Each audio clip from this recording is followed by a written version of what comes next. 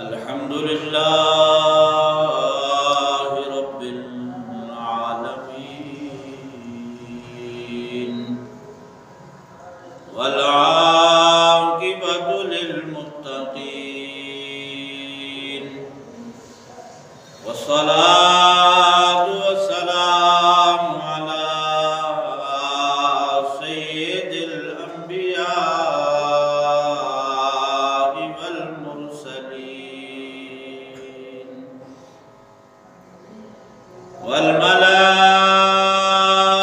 والملائكة المقربين وعلى آله وأصحابه وأزواجه وأولاده وعترته وأنصاره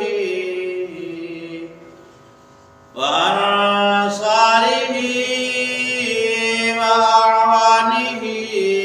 وعلى أهل بيته الطيبين الطاهرين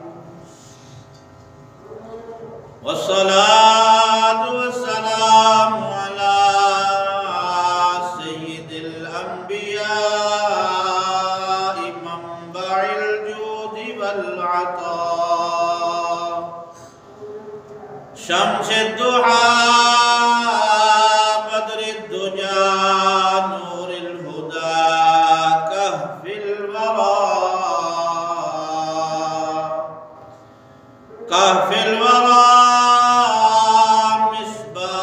مصباح الظلم أما بعد فأعوذ بالله من الشيطان الرجيم بسم الله الرحمن الرحيم قال الله تبارك وتعالى في القرآن المجيد والبرهان الرشيد يا أيها الذين آمنوا كتب عليكم الصيام كما كتب على الذين من قبلكم لعلكم تتقون إن الله وملائكته يصلون على النبي يا أيها الذين آمنوا صلوا عليه وسلموا تسليما اللهم صل على سيدنا ومولانا محمد وعلى آل سيدنا ومولانا محمد وبارك وسلم عليه الصلاة والسلام عليك يا سيدي يا رسول الله وعلى آلك وأصحابك يا سيدي يا حبيب الله الصلاة والسلام عليك يا سيدي يا رسول الله وعلى آلك وأصحابك يا سيدي يا خاتم النبيين مولاي صل وسلم دائما أبدا مولاي صل وسلم دائما أبدا على حبيبك خير الخلق كلهم هو الحبيب الذي ترجى شفاعته لكل هول من الأهوال مقتحم يا ربي صل وسلم دائما أبدا على حبيبك خير الخلق كلهم بدأ پروردگار محمد احمد نبی بدأ پروردگار محمد احمد نبی دوست دا چاہیار تابع اولاد علی مذہب حنفیہ دار ملت حضرت خلیل خاک پائے غوث اعظم زیر سایہ ہر ولی گنج بخش فیض عالم مظہر نور خدا ناکی سارا پیر کامل کامل آغا رحمہ بلغ العلا بکمالہ کشفت مجا بجمالہ حسنت جمیع خصالہ صلو علیہ وآلہ صلو علیہ وآلہ رب اشرح لي صدری ویسر لی امری واحلل عقدۃ من لسانی یفقہوا قولی خدا بزرگ و برتر کی تمام تر حمدیں، تمام تر ثنائیں، تمام تر ستائش اس خالق کم یزل کے لیے کہ جس نے ہمیں انسان بنا کر اس دنیا کے اندر بھیجا، اور درود پاک اس نبی برحق، نبی محتشم، شب اسرا کے دلہ، ہم سب گناہگاروں کے، سیاکاروں کے، بدکاروں کے لجپال اور حکیم آقا صلی اللہ تعالیٰ علیہ وآلہ وسلم کی ذات والا صفات پر ان کی تولا تعداد درود پاک عرض کرنے کے بعد، برادران اسلام، شعبان المعظم کا آخری جمعہ، اس کی ادائیگی کے لیے ہم اللہ کے گھروں کا رخ کر رہے ہیں۔ اللہ رب العزت ہماری حاضری کو قبول و منظور فرمائے، ہمارے جمعے کو قبول فرما کے ہمیں صحیح معنوں میں اصلاح اجر اور بدلہ عطا فرمائے۔ شعبان المعظم کے فضائل و کمالات یہ سارے آپ نے سن رکھے ہیں۔ شعبان کا مہینہ ویسے اختتام پذیر ہونے والا ہے، آنے والے چند دنوں کے بعد وہ عظیم مہمان مہینہ جو رب العزت کی طرف سے ہم پر سایہ فکن ہونے والا ہے، جسے رمضان مبارک کہا جاتا ہے، اس کے استقبال کی ہم نے تیاریاں کرنی ہیں، اس کو ہم نے ویلکم کرنا ہے۔ جس طرح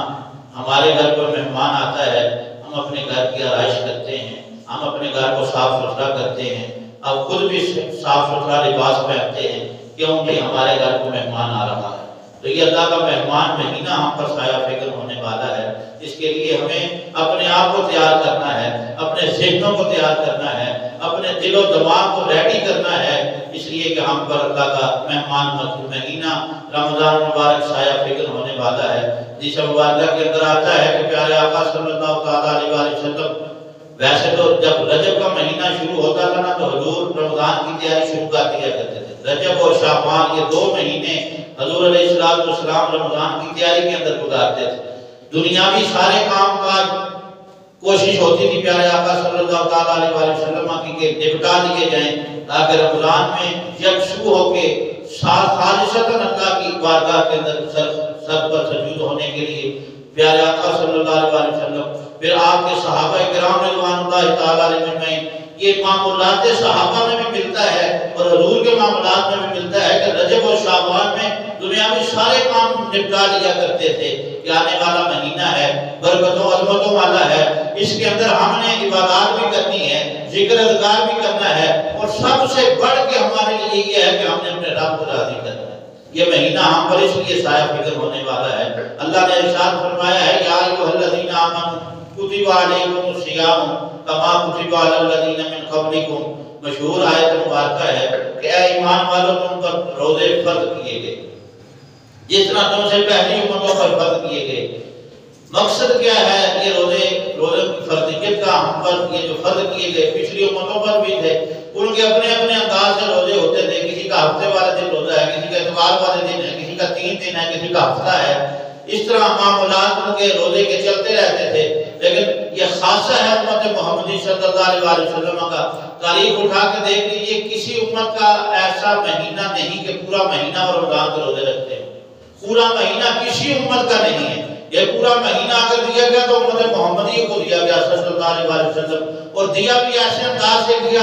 ایسا ایک نکھرا اور عمدہ ہمیں یہ روزوں کا جو ہے وہ شیڈول دیا گیا کہ صبح اٹھنا ہے تہجد کے وقت، تہجد کے وقت اٹھ کے ہم نے سحری کرنی ہے، تہجد کی نماز ادا کرنی ہے۔ پورا سال جو بندہ مجھ گناہگار کی طرح تہجد نہیں نہ پڑھتا، رمضان میں وہ بھی تہجد کے 2 نوافل پڑھ لیتا ہے۔ وہ یہ اللہ نے موقع عطا فرمائے ہمیں، اس لیے موقع عطا فرمائے کہ اے باری تعالیٰ ہم تجھے راضی کرتے ہیں۔ یہ راضی کرنے کے رب ہمیں بار بار بہانے دیتا ہے کہ اے امت محمدی میں تجھے بہانے دے رہا ہوں، تم اس انداز سے مجھے راضی کر دو، اس انداز سے راضی کر دو۔ اللہ کی بارگاہ میں انداز نہیں دیکھا جاتا، اللہ کی بارگاہ میں صرف دل دیکھا جاتا ہے۔ دل اگر پاک صاف ہو، نہ دل خلوص سے ہمارا بھرا ہو، تو رب ہمارے اس خلوص و تقوی کو قبول فرما لیتا ہے۔ یہ رمضان بھی ہمیں عطا فرمایا گیا، اس آیت طیبہ کے آخر میں پڑھے نا تو اللہ ارشاد فرماتا ہے لعلکم تتقون، یہ روزے فرض کیے گئے تاکہ تم متقی ہو جو۔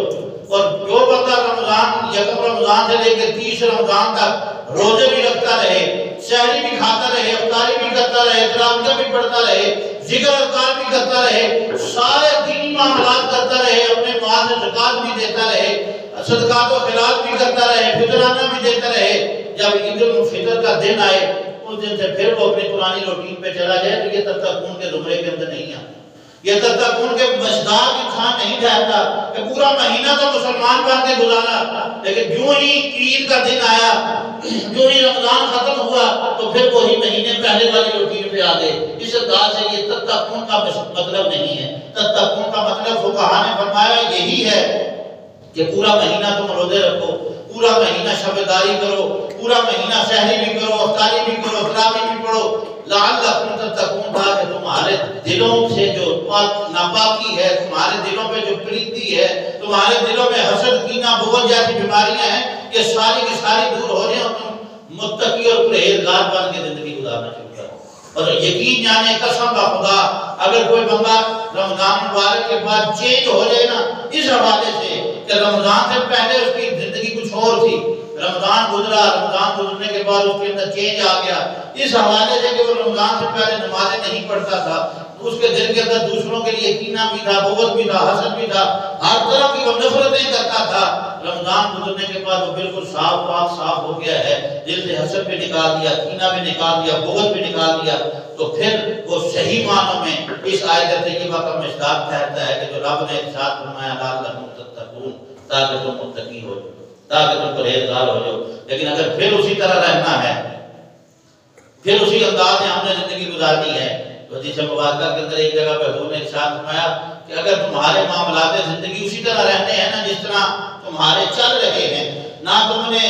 پرہیز کرنا ہے، نہ تم نے رکنا ہے، نہ تم نے باز آنا ہے، اگر جو اصل صوم کا مقصد ہے، صیام کا مقصد ہے، رمضان کا مقصد ہے، وہ کیا ہے؟ کھانے پینے سے رک جانا، کھانے پینے سے رک جانا، شرعی تقاضوں کے مطابق اپنی ازدواجی حیثیت سے رک جانا، رمضان کے پہلے، رمضان کے دوران، روزے کے تمام ٹائم ٹیبل کے دوران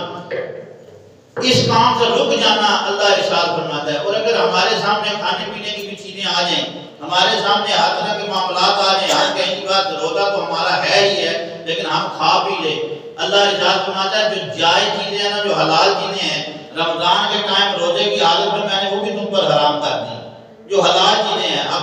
کھانا پینا ہمارے لیے حلال ہے، بیوی ہمارے لیے حلال ہے، لیکن روزے کے ٹائم وہ بھی ہم پر حرام ہے،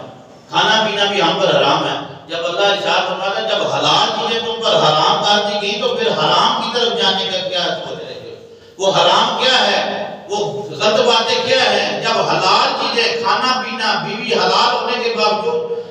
روزے کی حالت میں ہم پر حرام کر دی گئی، اس کے علاوہ ہم جب روزہ رکھ کے قرآن کی تلاوت کر کے نماز فجر ادا کر کے جب اپنے کاروباری زندگی کے اندر جاتے ہیں تو ہم پھر کیا کریں؟ وہاں پر ناپ تول کے اندر کمی کریں، ہم جھوٹ بول کے اپنا کاروبار جو ہے وہ عروج شرعیہ تک لے جائیں، ہم کہیں کہ ہمارا کاروبار بہت وسیع ہو گیا ہے، جھوٹ بول کے ہم اپنے جینے فروخت کریں، ہم جناب ماپ تول کے اندر کمی کریں، ہم ناپنے کے اندر کمی کریں، ہم جھوٹ بھی بولیں، غیبت بھی کریں، چغلی بھی کھائیں، ہم حسد سے بھرپور زندگی گزاریں، تو حضور علیہ السلام نے ارشاد فرمایا ایسی حالت میں تمہارا بھوکا پیاسا رہنے کی اللہ کو کوئی حاجت نہیں۔ اگر تم یہ کام بھی کرتے رہو اور بھوکے پیاسے بھی رہو، کہو جی میں روزے سے ہوں، میں رمضان کے میں نے سارے روزے رکھے ہیں، میں 5 نمازیں بھی پڑھتا ہوں، میں نے قرآن کی بھی تلاوت رمضان کے اندر 2 قرآن مجید میں نے ختم کر دی ہیں جی، میں نے اتنی مرتبہ جناب درود پاک پڑھا ہے جی، میں نے صدقات و خیرات کے اندر کوئی کسر نہیں چھوڑی۔ میرے یارو اللہ ارشاد فرماتا ہے تم جو مرضی کرتے رہو لیکن جب تک تمہارا دل پاک نہیں ہے نا ان ساری چیزوں سے تب تک تمہارے اس کام کا کوئی فائدہ نہیں۔ تم بے شک صدقات و خیرات رمضان، یکم رمضان سے لے کے 30 رمضان تک صبح و شام خیرات کرتے رہو، صبح و شام صدقات دیتے رہو، لیکن جب تک تمہارا دل پاک نہیں ہے نا تب تک کچھ بھی نہیں ہوتا، تب تک تمہارے یہ نیک اعمال کسی کام کے نہیں ہیں۔ تم جو مرضی کرتے رہو تمہیں اسی کا کوئی فائدہ حاصل نہیں ہوگا، تم بے شک کھاتے پیتے رہو، سارے معاملات کرتے رہو، اگر تم نے بھوکا پیاسا بھی رہنا ہے، سارا کچھ کرنا ہے، لیکن تمہارے اندر ذرا برابر تبدیلی نہیں آنی، تم نے ان چیزوں سے نہیں رکے رہنا، تو پھر کیا فائدہ ہوگا؟ امام غزالی علیہ رحمہ احیاء العلوم کے اندر ارشاد فرماتے ہیں کہ ایک بندہ ان سے سوال کرتا ہے کہ اللہ کے بندے، اے ہمارے امام، ہمارے سرتاج، ہمارے آپ رہنما ہیں، رہبر ہیں، ہمیں یہ بتائیے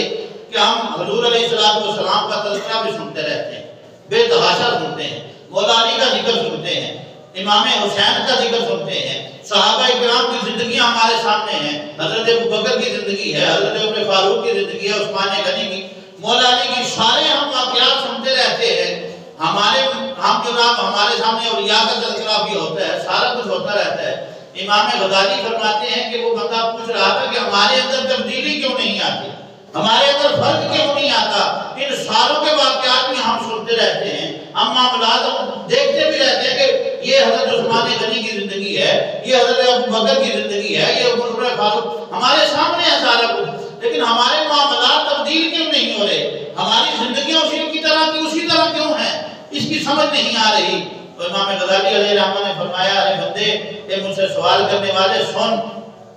یہ سارا کچھ تو انسان کر رہا ہے، معاملات بھی سنتا ہے، سارا کچھ کرتا ہے، لیکن وہ آپ نے بھی یہی ارشاد فرمایا کہ جو بات دل سے سنی جاتی ہے نا، دل کے کانوں سے سنی جاتی ہے اور دل کے کانوں سے سن کے اس پہ عمل کیا جاتا ہے، اسی میں انسان کا فائدہ ہوتا ہے۔ ہم کانوں سے تو واقعات سن لیتے ہیں، ہم معاملات بھی دیکھ لیتے ہیں، کتابوں میں پڑھ بھی لیتے ہیں کہ حضرات صحابہ کرام نے اس انداز سے زندگیاں گزاری ہیں، لیکن اس پہ ذرا برابر ہم عمل کرنے کی کوشش نہیں کرتے۔ ہم سن لیتے ہیں حضور علیہ السلام کی شان کریمی، شان رحیمی سن لیتے ہیں، لیکن ذرا برابر بھی اس کا اپنے اندر اثر نہیں ڈالنے کی کوشش کرتے۔ حضرت عبداللہ بن مسعود رضی اللہ تعالیٰ عنہ آپ کے ارشاد فرماتے ہیں کہ ایک دن ہم بیٹھے ہوئے تھے سارے صحابہ کرام رضوان اللہ تعالیٰ علیہ میں، دل کی بات آ گئی تو میں یہ حدیث مبارکہ میرے ذہن کے اندر آئی کہ سارے بیٹھے ہوئے تھے، حضرت انس بن مالک رضی اللہ تعالیٰ عنہ حدیث مبارکہ کے راوی ہیں، حضرت عبداللہ بن عمر کے بارے میں یہ حدیث مبارکہ ہے کہ ہم سارے اجتماع کے اندر بیٹھے ہیں، پیارے آقا صلی اللہ علیہ وسلم تشریف فرما ہے تو حضور نے ارشاد فرمایا تیاری کر لو اور اپنے آپ کو نا اس بات کے لیے، اپنے ذہنوں کو اس بات کے لیے تیار کر لو کہ جو بندہ اب آنے والا ہے نا یہ جنتی بندہ ہے، اس بندے کی زیارت کے لیے تیار ہو جاؤ۔ صحابہ کہتے ہیں ہماری آنکھیں نا ٹکٹکی باندھ کے دروازے کی طرف دیکھنا شروع ہو گیا، ہم بڑے حساس مزاج ہو گئے کہ جنتی بندہ ہمارے درمیان آنے والا ہے۔ ہم نے دیکھا ایک بندہ آیا، اس کے بال بکھرے ہوئے، داڑھی سے نہ پانی جتنا وضو کر کے پانی نکلتا ہے نا اتنا وہ پانی نکل رہا تھا داڑھی سے، تو آ کے حضور کے پاس بیٹھ گیا، بات چیت ہوئی، اٹھ کے چلا گیا۔ ہم حیران ہوئے کہ اتنا سادہ انسان، اتنا عام سا بندہ جسے ہم نہیں جانتے، تو یہ اللہ کے رسول نے اسے جنتی ہونے کی بشارت دے دی، یہ تو جنتی ہے، کیسے جنتی ہے؟ خاموش ہو گئے۔ دوسرے دن اتفاقاً حضرت انس بن مالک فرماتے ہیں پھر اسی طرح بیٹھے ہوئے تھے مسجد نبوی کے اندر، حضور نے ارشاد فرمایا تیار ہو جاؤ، ابھی جو بندہ آنے والا ہے وہ جنتی بندہ ہے۔ صحابہ فرماتے ہیں، حضرت انس فرماتے ہیں صحابہ سارے حیران ہو گئے کہ آج پھر کوئی جنتی بندہ آنے والا ہے، ہم پھر تیار ہو گئے۔ تھوڑی دیر کے بعد دیکھا پھر وہی بندہ جو کل آیا تھا، جو گزشتہ روز آیا تھا وہی بندہ پھر آ گیا، اس کی وہی عادت ہے، بڑا گندا ہے، داڑھی میں سے پانی کے قطرے گر رہے ہیں، آ کے حضور کے پاس بیٹھا ہے، چند باتیں کی، اٹھ کے چلا گیا۔ تیسرے دن اتفاق میں خدا کی قدرت ایسی ہوئی پھر وہی اجتماع لگا ہے، حضور نے ارشاد فرمایا تیار ہو جو جنتی بندہ آ رہا ہے۔ ہم نے سوچا شاید وہ ہوگا، شاید کوئی نیا بندہ ہوگا، جو ہی وہ اندر آیا ہم نے دیکھا وہی بندہ ہے۔ تیسرے دن بھی حضور نے اسے جنتی ہونے کی بشارت دے دی۔ حضرت انس بن مالک فرماتے ہیں عبداللہ بن عمر سے رہا نہ گیا، وہ نہ جس وقت بندہ حضور سے باتیں کر کے اٹھ کے جانے لگا تو حضرت عبداللہ بن عمر بھی اس کے پیچھے ہو رہی، وہ پیچھے پیچھے اٹھ کے جا رہے ہیں، کہتے ہیں بندے میں تیرے گھر میں مہمان ٹھہرنا چاہتا ہوں۔ حضرت عبداللہ بن عمر کے دل کے اندر کیا بات آئی؟ ان کے دل کے اندر آئی کہ میں اس کے معاملات دیکھوں، یہ کیوں جنتی ہے؟ حضور نے اسے ارشاد فرمایا کس وجہ سے یہ جنتی ہے؟ وہ اس کے پیچھے ہو گئے، اسے کہا کہ میں تیرے گھر میں 3 راتیں رہنا چاہتا ہوں، میں مسافر آدمی ہوں، میں 3 راتیں رہنا چاہتا ہوں۔ انہوں نے کہا ٹھیک ہے آپ آ جائیں، بے شک جو میرے پاس ہوگا میں آپ کی خدمت میں پیش کر دیا کروں گا۔ وہ اس بات میں اتفاق ہو گیا، حضرت عبداللہ بن عمر اس کے گھر چلے جاتے ہیں۔ جب رات کا وقت ہوا نا تو حضرت عبداللہ بن عمر، انس بن مالک فرماتے ہیں عبداللہ بن عمر نا نماز عشاء پڑھنے کے بعد، ذکر اذکار کرنے کے بعد وہ بیٹھے رہے کہ یہ دیکھوں میں یہ بندہ کرتا کیا ہے۔ اس بندے کو دیکھا، وہ بندہ عشاء کی نماز پڑھنے کے بعد سو گیا۔ حضرت عبداللہ بن عمر فرماتے ہیں کہ میں رات پوری دیکھتا رہا کہ شاید رات کو کسی پہر اٹھ کے نوافل کو ادا کرے گا، شاید تہجد کے وقت اٹھے گا۔ وہ کہتے ہیں وہ تہجد کے وقت نہیں اٹھا، تہجد کے وقت میں اٹھا، میں نے تہجد کے نوافل ادا کیے، ذکر اذکار کیا، نماز فجر کا وقت ہو گیا، وہ بندہ بیدار ہو گیا، نماز فجر ادا کی، نماز فجر کے بعد اپنے معاملات کرنے لگ پڑا۔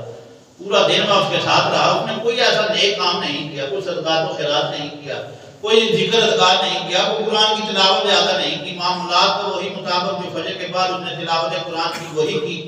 چند لمحات کے بعد وہ اپنے جو کاروبار کر رہا تھا یا جو بھی معاملات ہیں زندگی کے ادھر چلا گیا۔ شام کا وقت آیا، پھر گھر واپس آئے، ہم اکٹھے ہو گئے، پھر کھانا وغیرہ کھا کے شام پڑی، وہ بھی سو گیا، میں بیٹھا رہا ذکر اذکار کرتا رہا۔ حضرت عبداللہ ابن عمر فرماتے ہیں 3 دن اور 3 راتیں میں اس کے ساتھ رہا، کوئی خاص کام اس نے نہ کیا، کوئی ایسا کام کہ جس سے مجھے تعجب ہو، مجھے حیرانگی ہو کہ یہ واقعی جنتی ہے، لیکن حضور کے فرمان پہ ہمیں یقین تھا کہ جنتی ہے، لیکن معاملات دیکھنا چاہتا تھا کون سا ایسا عمل کرتا ہے کہ جنتی ہے۔ حضرت عبداللہ ابن عمر فرمانے لگے بندے میں کوئی خاص مہمان نہیں تھا، کہ میں مسافر بھی نہیں تھا، میں تو تجھے دیکھنے آیا تھا کہ تیرے اندر کون سے ایسے معاملات ہیں کہ حضور نے تجھے جنتی ہونے کی بشارت دے دی ہے، لیکن میں نے تو دیکھا ہے، میں نے 3 دن تیرے گھر رہ کے صدقات و خیرات بھی کیے ہیں، تو نے 1 دینار بھی صدقہ نہیں کیا، میں نے ذکر اذکار بھی کیا ہے، تو نے نہیں کیا، میں نے قرآن کی تلاوت بھی کیا، تہجد کے نوافل بھی ادا کیے ہیں، اشراق بھی ادا کیے ہیں، تو نے 5 نمازوں کے علاوہ تو کوئی نفل ادا نہیں کیے، تو جنتی کیسے ہو گیا؟ وہ بھی حیران ہوتا ہے، کہتا ہے اگر حضور نے جنتی ہونے کی بشارت دی ہے تو اس سے بڑھ کے ہمیں اور کیا چاہیے؟ اگر حضور نے فرمایا تو واقعی میں جنتی ہوں گا، اس لیے کہ حضور کے زبان سے نکل گیا کہ جنتی ہے تو میں جنتی ہوں۔ وہ بندہ حضرت عبداللہ ابن عمر کہتا ہے میں اسی پریشانی کے عالم میں نکلنے لگا اس کے گھر سے، یوں ہی دروازے پہ پہنچا نا، وہ بندہ پھر پیچھے سے مجھے آواز دیتا ہے کہ عبداللہ ابن عمر میری ایک بات سن جانا، مجھے ایک بات یاد آئی ہے، شاید اسی وجہ سے میں جنتی ہوں۔ حضرت عبداللہ ابن عمر فرماتے ہیں بتاؤ کون سی بات ہے؟ وہ بندہ کہتا ہے آج تک جب سے میں بالغ ہوا ہوں، جب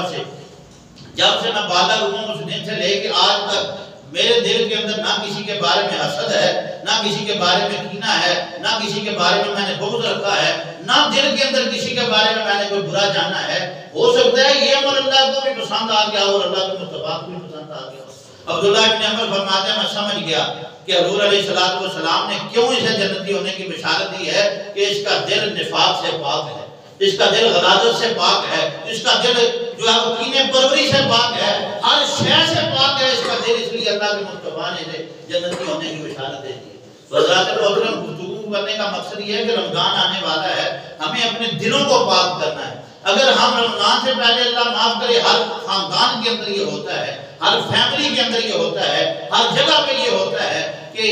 اختلافات ہوتے ہیں، اختلافات کو اپنی جگہ پہ رکھ کے نا یہ رمضان مبارک کے مہینے کے اندر، اب یہاں پر ایک بات میں اگر کروں تو وہ غلط بات بھی نہیں ہے، ہمارے اندر یہ رواج پیدا ہو گیا ہے کہ ہم جب بھی کوئی کسی کو دینے لگتے ہیں نا، یہ دل کی بات کے ساتھ اگر اس کو اٹیچ کیا جائے تو بڑی یہ ہمیں فائدہ دے گی کہ اگر ہم کسی کو کوئی ابھی رمضان کا مہینہ آنے والا ہے تو پچھلے مہینے یہ جو شعبان کا مہینہ کافی سارے مخیر ازاد نے راشن بھی دیا، گورنمنٹ آف پاکستان نے بھی دیا کافی ساروں کو، یہ اس لیے میں کہہ رہا ہوں کہ میری اپنی ڈیوٹی لگی ہوئی تھی، راشن ہم گورنمنٹ کی طرف سے دے رہے تھے، دیتے رہے، لیکن وہ کیا کہتے ہیں جی فوٹو بنا کے سینڈ کریں، وہ ویڈیو کلپ بنا کے سینڈ کریں جی کہ یہ راشن دیا جا رہا ہے، یار وہ تو راشن دے دیا تم نے غریب کو، وہ تو تمہارا حق ادا ہو گیا، لیکن جو ساتھ اگلا حق تلفی کرتے ہو تم غریب کی، اور اس کی جو عزت نفس مجروح کرتے ہو وہ فوٹو بنا کے کرتے، جب فوٹو بنائی جاتی ہے جی کہ یہ غریب کو یہ آٹے کا تھیلا دیا جا رہا ہے، یہ راشن کا پیک دیا جا رہا ہے، وہ یار وہ پورا ساتھ شرم سے ساتھ نہیں اٹھائے گا کہ فلاں بندے نے مجھے راشن دے دیا تھا، میری فوٹو میڈیا پہ بھی آ گئی تھی، آگے پیچھے بھی آ گئی تھی، یہ اس کی دل آزاری ہوتی ہے، اس بندے کا دل دکھتا ہے، وہ دل سے ایک بڑا برا جانتا ہے، یار راشن تو مجھے دیا ہے، پیارے آقا صلی اللہ علیہ وسلم نے تو ارشاد فرمایا تھا کہ اس ہاتھ سے 2 اس ہاتھ کو خبر بھی نہ ہو، تو ہم کیا کرتے ہیں، ہم تو پورے میڈیا پہ جناب سوشل میڈیا پہ فیس بک پہ فلاں جگہوں پہ جناب ہم اپلوڈ کرتے ہیں کہ ہم راشن دے رہے ہیں، یار راشن دینا بے شک دے دو، لیکن دل سے سوچ کے ذرا دیکھو، اگر ہم راشن دیں گے اس انداز سے دیں کہ ہمارے گھر میں بھی کسی کو پتہ نہ ہو، ایک فیملی صرف میں نے دیکھی ہے اس شعبان کے مہینے میں، انہوں نے ایسے بندوں کو اپنے گھر بلایا ہے، ٹیلی فون کر کے بلایا ہے، اور انہوں نے نا کسی کو اطلاع نہیں دی، ایک بندہ کر کے انہوں نے بلایا، ایون کہ اس کے گھر کے جو بڑے بھائی ہیں ان کو بھی نہیں پتا کہ یہ صدقات و خیرات دے رہا ہے۔ میں نے ان سے میری گفتگو ہوئی تو وہ کہتے ہیں مجھے تو نہیں پتا بھائی دے رہا ہے، تو میں تھوڑا سا شرمسار ہو گیا کہ میں نے پھر ان کو کیوں بتا دیا، بھائی نے نہیں بتایا، میں نے ان کو بتا دیا یار آپ کا بھائی کو دے رہا ہے فلاں کو دے رہا ہے، تو میں نے ایک بندے کا نام ایڈ کروا دیا کہ اس کو بھی اگر مل جائے تو، وہ کہتے ہیں مجھے تو پتہ نہیں بھائی دے بھی رہا ہے یا نہیں دے رہا، وہ مغرب کے بعد یا عشاء کے بعد بندے کو بلاتے ہیں گھر کے اندر، کہتے ہیں یہ اٹھا کے دے جاؤ، چپکے سے اٹھا کے دے جاؤ، کسی کو پتہ نہ چلے، تو اگر اس انداز میں ہم دینا شروع کرتے ہیں تو اگلے کا بھی دل نرم ہو جاتا ہے، وہ کہتا ہے یار یہ بندہ بڑا اچھا ہے، اس نے کسی کو نہیں بتایا کہ مجھے راشن ملا ہے۔ تو یہ رمضان مبارک کا مقدس مہینہ اس چیز کو کا ہمیں درس دیتا ہے اور سبق دیتا ہے کہ ہم اگر کوئی کام کرتے ہیں نا صرف رب کو پتہ ہونا چاہیے،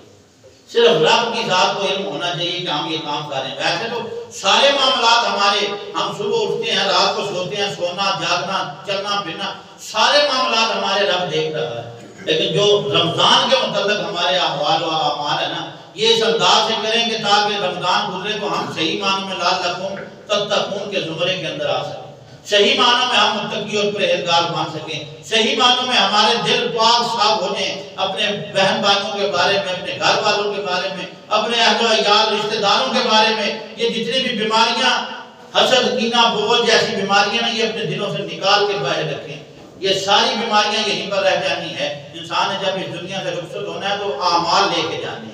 جو اعمال اس کے قبر میں کام آنے ہیں، اگر یہ چیزیں لے کے جاؤ گے تو حشر میں ہمارا کیا حشر ہوگا، میدان محشر ہمارے ساتھ کیا ہوگا یہ اللہ بہتر جانتا ہے۔ اس لیے حضرات محترم گزارش یہ ہے کہ رمضان مبارک کا مقدس مہینہ اس کا بھرپور طریقے سے استقبال کریں۔ جس طرح پیارے آقا صلی اللہ علیہ وسلم کا کردار اور اخلاق تھا کہ آپ رمضان کی تیاری بڑے احسن انداز سے شروع کر دیا کرتے تھے، آپ بھی اپنے آپ کو تیار کریں کہ رمضان آنے والا ہے۔ اور صحابہ کرام کا بھی تو یہی معمول تھا کہ تمام تر دنیاوی معاملات جتنے بھی ہوتے تھے سارے رمضان سے پہلے نپٹا لیا کرتے تھے۔ اب میں یہ نہیں کہتا کہ ہمارا جو معاشرہ ہے نا جس دور کے اندر ہم زندگی گزارے ہیں یہ کسی کو فارغ نہیں رہنے دیتا، یہ کسی کو فارغ رہنے نہیں دیتا۔ اس معاشرے کے اندر ہر بندہ مصروف ہے، اگر کوئی بندہ کچھ بھی نہیں نہ کرتا، کچھ بھی نہیں کرتا، وہ بھی کہے گا جی میں فارغ نہیں، بالکل فارغ ہے صبح سے شام تک، کوئی کام کاج نہیں ہے، اس کو بھی کوئی کام کہتے ہیں وہ کہتا ہے جی میں فارغ نہیں۔ لیکن بات کرنے کا مقصد یہ ہے کہ یہ جو دنیاوی زندگی ہے نا یہ بھی عارضی زندگی ہے، یہ بھی یہیں پر رہ جانی ہے۔ تو کوشش کریں کہ سارے دنیاوی معاملات اپنے نہ سمیٹنے کی کوشش کریں تاکہ رمضان کے اندر جس طرح ہمارا میرا پیر خانہ آستانہ علی اقال دیش ہے، وہاں سے جب کیلنڈر شائع ہوتا ہے تو کیلنڈر کے اوپر ایک عبارت لکھی جاتی ہے جو ٹائم ٹیبل رمضان کا آتا ہے کہ تمام تر کاموں سے مصروفیت سے وقت نکال کے آپ نماز کی ادائیگی کریں، یکسو ہو کے اللہ کی عبادت کریں، یہ ساری عبادت لکھی ہوتی ہے وہاں پہ۔ تو وہ کیوں لکھی جاتی ہے؟ وہ اس لیے لکھی جاتی ہے کہ آپ یکسو ہو کے حضور اللہ کی بارگاہ میں آ جائیں۔ رمضان کا اب فجر کا وقت اگر ہو تو بندہ کہے نہیں کہ میں نے فلاں کام بھی کرنا ہے، فلاں بھی کرنا ہے، فلاں، یار اب فجر کے وقت بھی اگر یکسوئی ہو کے ہم نے اور خالصتاً اللہ کی رضا کے لیے نماز فجر ادا نہیں کرنی، وہی جلد بازی، وہی افراتفری اپنی زندگی کے اندر، وہی معاملات، تو پھر میں تو پہلے ہی عرض کر چکا ہوں کہ ہمارا وہ تعلق لعلکم تتقون کے ساتھ نہیں ہوتا۔ اللہ نے تو یہ مقصد ہمیں دیا ہے کہ متقی بننے کے لیے یہ روزے ہیں، اگر پھر بھی ہم نے وہی زندگی اور معاملات کرنے ہیں، اپنے کاروبار کو اسی انداز سے چلانا ہے، جھوٹ بول کے اپنی چیزیں بیچنی ہیں اور دغا اور فراڈ کرنا ہے، اور کام تولنا ہے اور زیادہ جناب نفع کمانا ہے، تھوڑی چیز لا کے تھوڑے پیسوں کی لا کے بہت زیادہ منافع کمانا ہے، تو اس سے ہماری زندگی لعلکم تتقون کے زمرے کے اندر نہیں آ سکتی۔ اللہ رب العزت کی بارگاہ میں یہی دعا بھی کرے، یہی آرزو بھی کرے کہ اے باری تعالیٰ پتہ نہیں اگلے سال یہ رمضان ہمیں ملے یا نہ ملے، پتہ نہیں یہ پورا رمضان ہم گزار بھی سکیں یا نہ گزار سکیں، پتہ نہیں رمضان کا دن بھی ہمیں نصیب ہو یا نہ ہو۔ اے اللہ ہم دل سے نیت کرتے ہیں کہ ہم اس رمضان میں تجھے راضی کرنے کے لیے سب دڑ کی بازی لگا دیں، ہم تجھے راضی کریں گے، اور اگر تو راضی ہو گیا نا تو ہماری زندگی سنور جائے گی۔ یہ بھی بات ہے کہ اللہ راضی ہو جائے تو زندگی سنور جاتی ہے۔ اللہ رب العزت ہمیں توفیقات عمل نصیب فرمائے۔ وما علینا الا البلاغ۔